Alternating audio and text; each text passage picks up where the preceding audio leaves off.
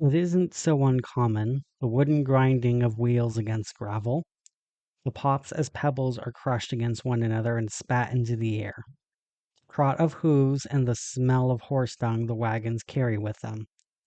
No, that doesn't catch my attention.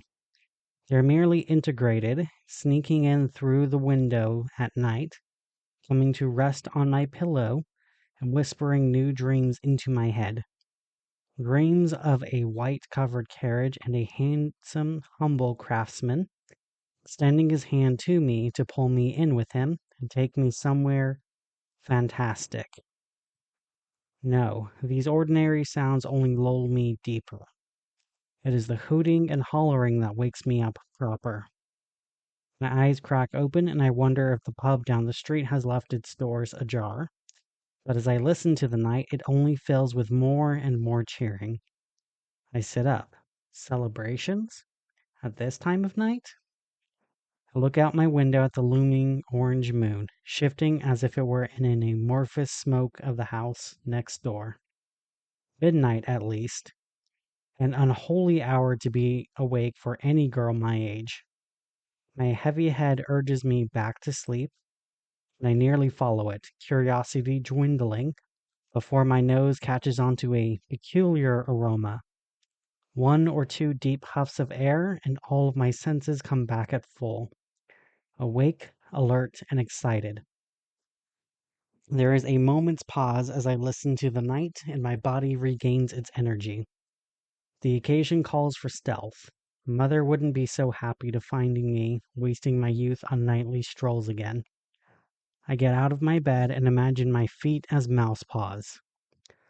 I slip on something more appropriate for an outing, but I rush and leave behind a fair deal of my usuals. Put on my dress, but forego plenty of the ribbons, and don my socks, but forget to pull them high. A hat seems ridiculous for a night as warm as this, and I let my hair down because a braid would take too long. Besides, I only have so many good clothes, and the streets are muddy. Another rise in the waves of whoops hastens my trip. I tiptoe past my mother's room on the second floor, and then run a pitter-patter down the stairs. In the pitch dark of the shop, I fumble for the keys on the counter and let myself out the front door. The night is warm and inviting. Summer reaches even here in the foothills, where rain pools between all the cracks and crevices, and the air is humid for a foreseeable eternity. The 1- and 2-story buildings come up everywhere. Terrain is flat enough, betwixt the verdant alders, beeches, and grass. When I was very little, there used to be a family for every house, but now half the smokestacks are empty. Most of the windows are never lit. Somewhere far, but not too far, the city has drawn the eyes of my neighbors. I lock the store behind me and breathe deep. Above the damp soil comes that smell. That smell I've only smelled so many times. So much stronger than I have ever imagined I could smell it. Sweet and delicious. Sugar. I hear more substance in the yells as I draw closer to the crowd huddled outside of the pub. They are shouting bets. 4 shillings! 8! The crowd oos at the jump, stumbling, and some louder demanding voice rises above it. Man of action! Any more? As I approach, I glimpse a basket passing between the hands of the men and their consorts. A crowd of drunkards and the occasional whore are all gleefully tossing coins at the taller men prancing around with the basket. His extended gait gives me pause, the way he stumbles about and nearly falls over. It looks like he must be walking on short stilts. His face comes with a modest patch of beard just below his lip and a bright, bristly mustache. He is clean and groomed enough to be taken for a higher class, if not for the poorly concealed patch seams, sometimes caught by the fire's light. When I look at him, the senses clarify. The smell, the sweet, is his. "Oh ho, I think we're done," he bellows. I sneak up just to the glow's edge so that my small stature might be lost in the darkness and the rowdiness won't suck me in. I find a log among the gravel and sit on it. The stilt man wobbles back to the center of the crowd, standing just behind the fire, which throws long shadows from his legs across his chest and face. His mere stature and presence hushes the crowd into a captivated pause, deeper and louder than before. I bring you a relic from a distant land, where the sands twist and howl through the wind, and the sun crests so close to the earth you can feel its burn from a raise of the hand. To the south and to the east, the wide deserts from horizon to horizon, from sea to sea. The clouds are made of dust, and the sky is red with fire. He begins to stride carefully and slowly towards the front lines of the audience. And yet, in this place, where God's name is foreign, they practice strange magic, a witchcraft that seldom graces the Western world. But in my travels, I have stumbled on this swarthy man playing his tricks for scraps at a pub, and past his wrappings, there was a terrible power in those dark eyes. That power, that very same power, I bring to amaze and astound you tonight. And now I present the wonder himself, the mysterious, exotic, all-seeing Zoltan. Behind the stilt man, from the back of the wagon, emerges a man the likes of which I have never seen. His head is wrapped in black-purple cloth, so only his eyes and the bridge of his nose are visible. Thin strips of hair come through and hang around his face, further obscuring his eyes. And behind that curtain, a fire dances within him, brought to life in his pupils and shining like a cat's. As he moves, there is a slight jingling that brings me to think of a jeweler. The crowd laughs as he starts to circle around the fire, small chips of metal on his cloak catching the embers and sparkling like stars. He closes his eyes and walks so close to the flames I fear his clothes might catch. "Take your seats," the stilt man insists, while Zoltan draws your names from the ether. The crowd dutifully sits on the ground or wherever is available, some in the dirt and some on stools. With a shaking hand, strong and dirty, graced with tarnished, bent rings on each finger, Zoltan reaches to his forehead and smooths the cloth back. When he takes his hand off, below it is an eye, painted red and purple, that glistens like grease in the flickering light.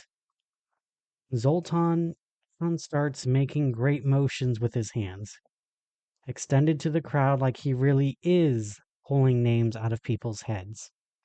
He takes deep breaths and the crowd chuckles at his theatrics. "Get on with it," someone slurs. "Quiet," the showrunner bites. "This mastery takes time." Still, Zoltan winks an eye open to glare at the offender, then goes back to his blind wandering. Eventually, he lands on one woman and puts both his hands on her head.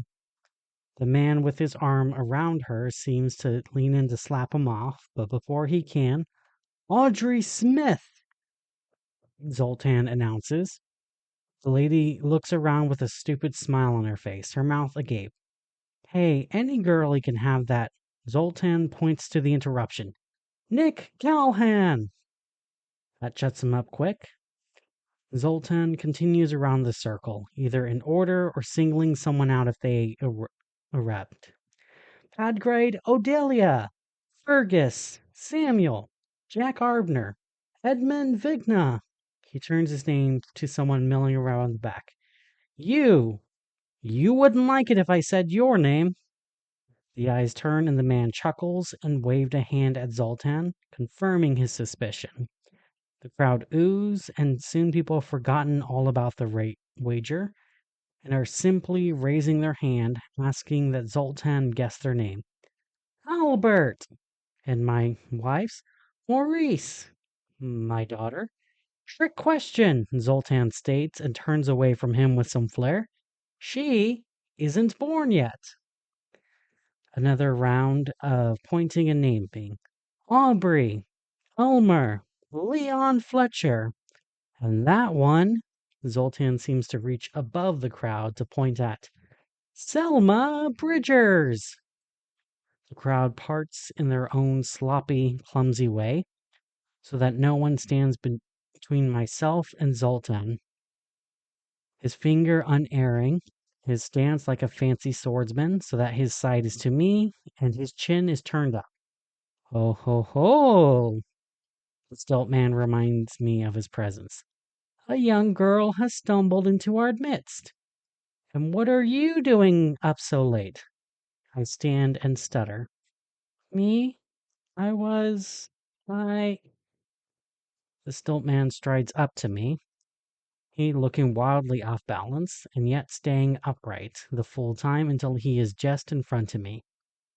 Even as he kneels to greet me, he is nearly twice my height. Little girl, you surely don't want to be one with this crowd of hooligans and ne'er-do-wells. Aren't ladies like you tucked in bed at this hour? I try to get a sound out, but he just continues. Oh, or would it be? He leans in close enough that I take a step back, but he pulls something out of his shirt pocket. His voice lowered. This. The smell. With him backlit by the fire, I couldn't make out the object he holds. But then he is standing and pacing back to the jeering crowd, upset that they were by the hooligan title.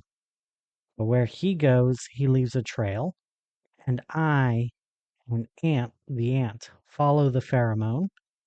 I toddle forward, trying to keep up with him, and whatever he has in his hands, it seems the drunkards start to notice.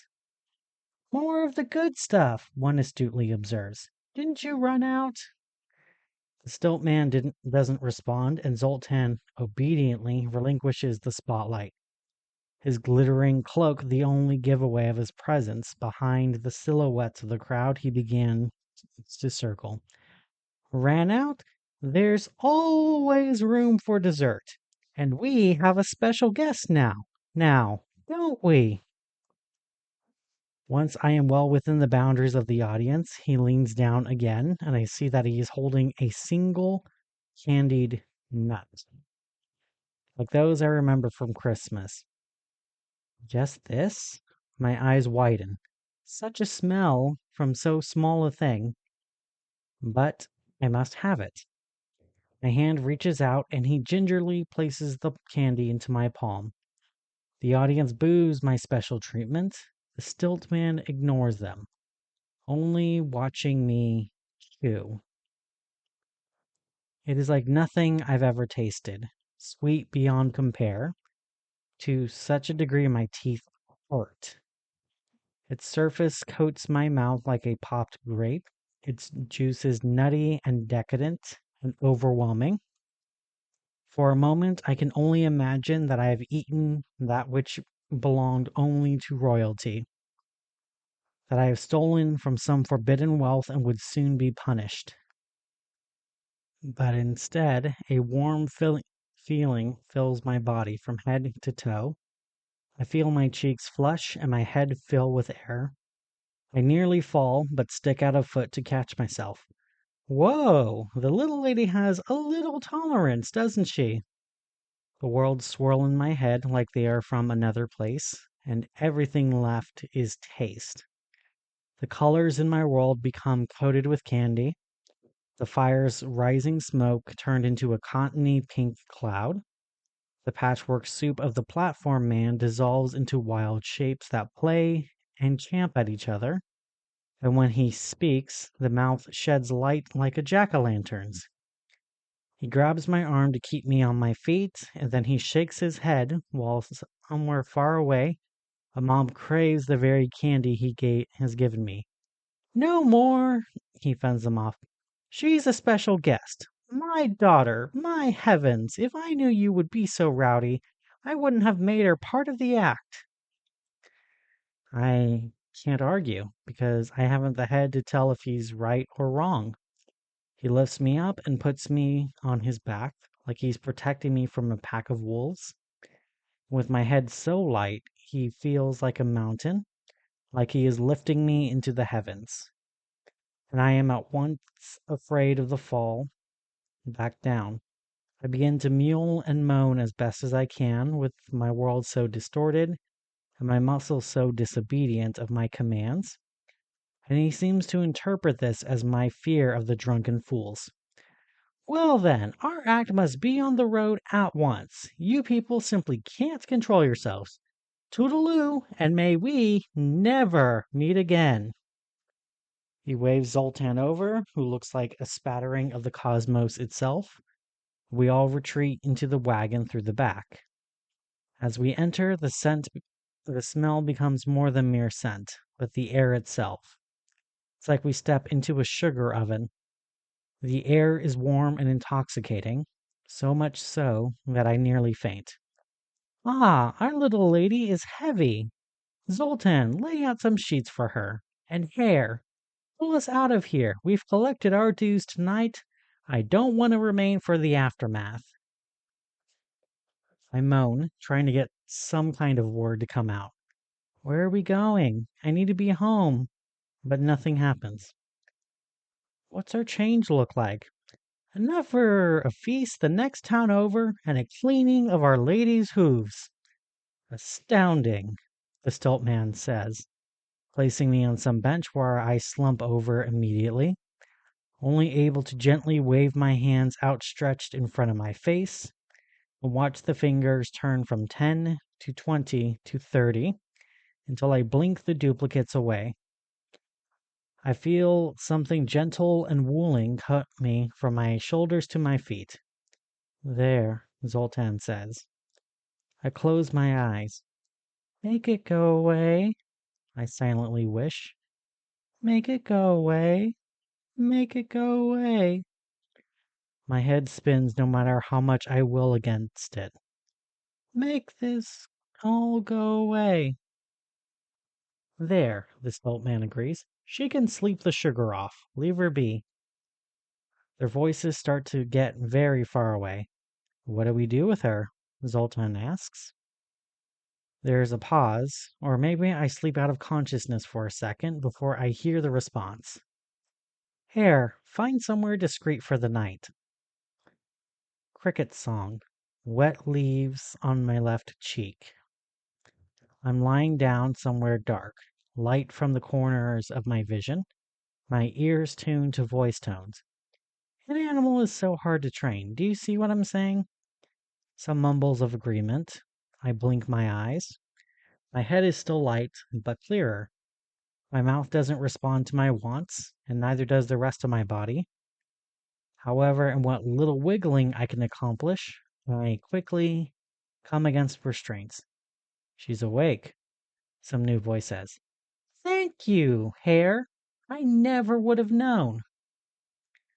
I hear steps. The warm night air meets with my flushing cheeks. I wriggle my jaw only to find my mouth is open, but there's something in it, tight around my head.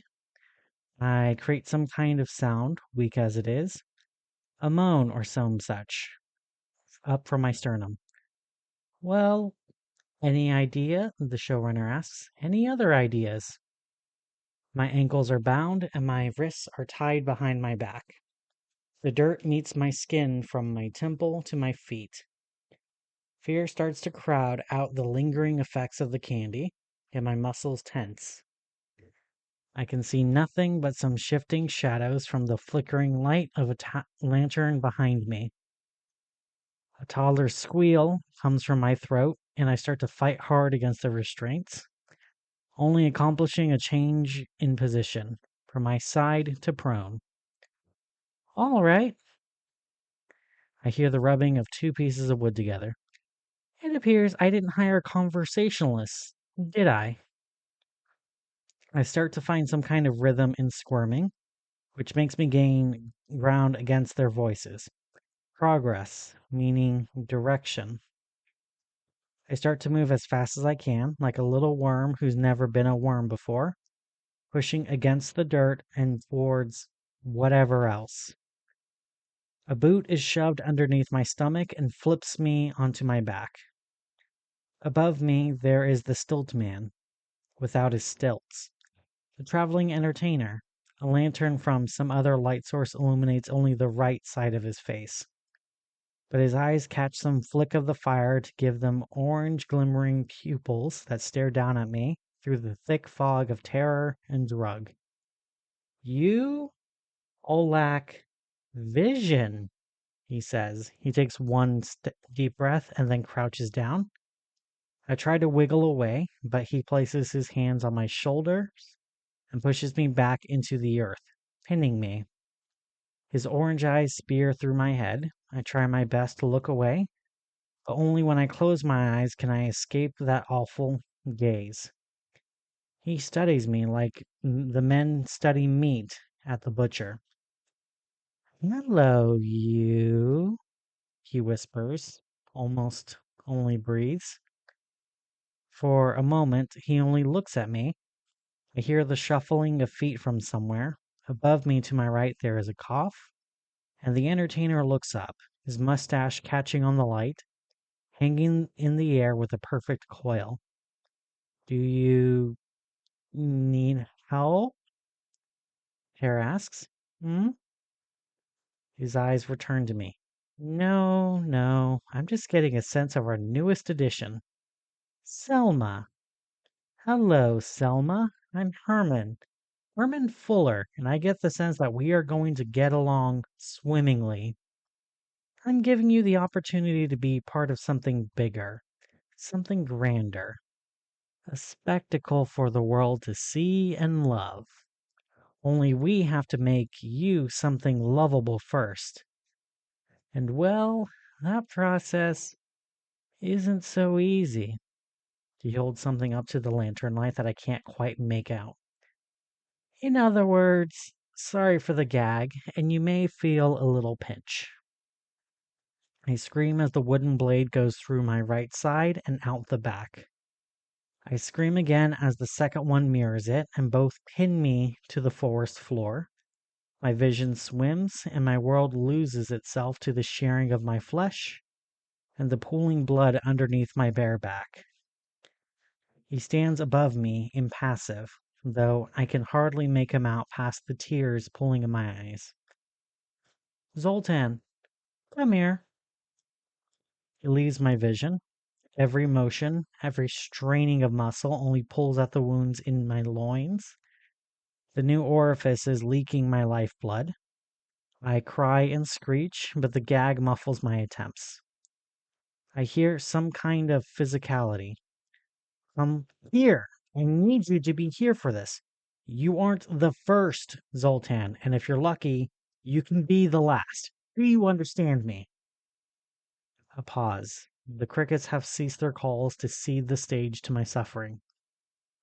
Of course, he replies, too quiet. Progress is hard, Zoltan. Progress takes fucking effort. I thought you told me I have the heart for it.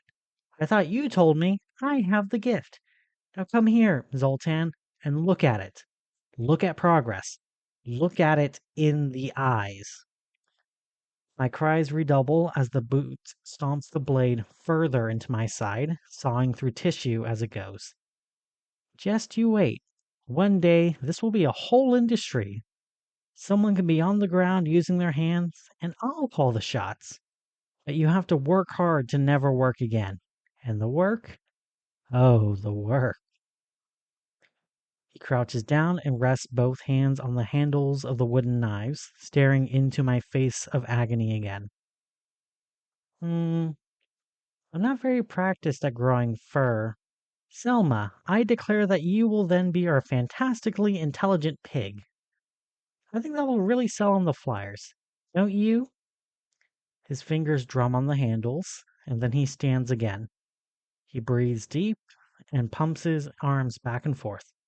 And a 1, and a 2, and a 3.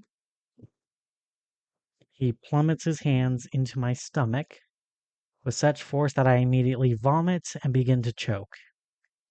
He starts to mutter in some language I can't understand, not that I can listen for words, now that my mind is taken with the bile clogging my throat, preventing the passage of air from my nose to my lungs, burning in my esophagus. But his hand goes through my skin, like his arms and my guts have molded into one being. I begin to feel some things long and serpentine shoot out the point of impact beneath my skin, reaching into my extremities and into my hands and feet. One then coming through the meat of my neck and wrapping around to the back of my head.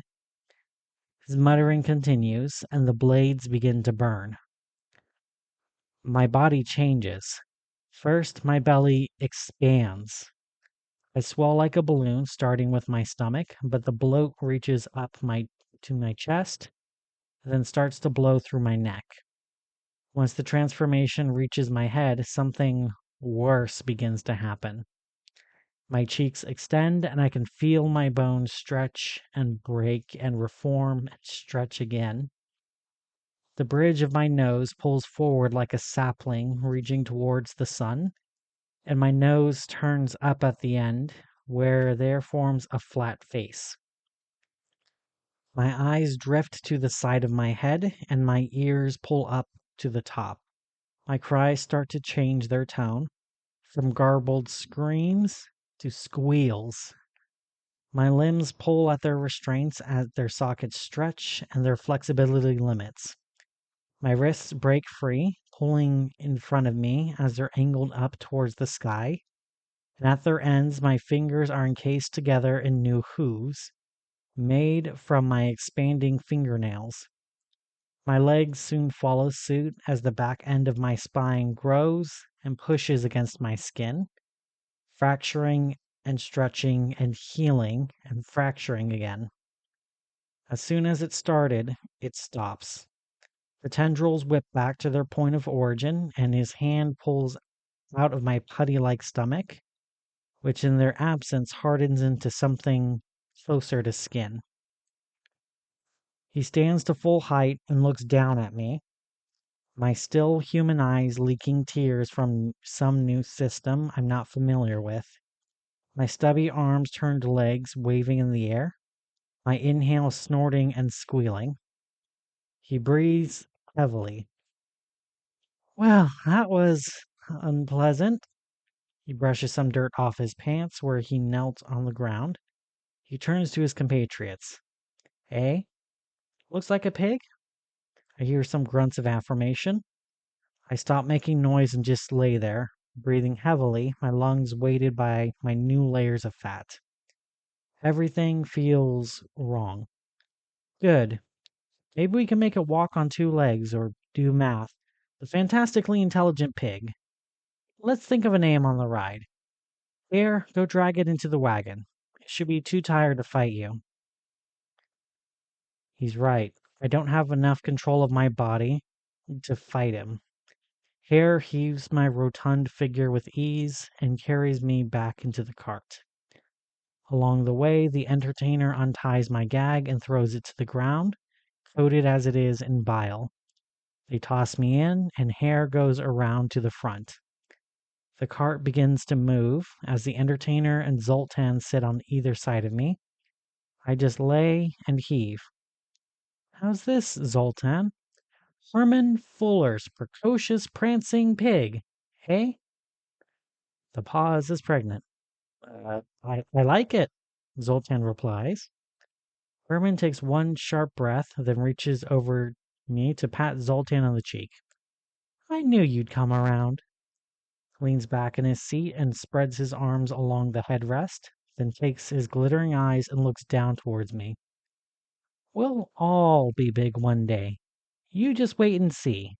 Like one big, happy family. He laughs careless that no one joins him.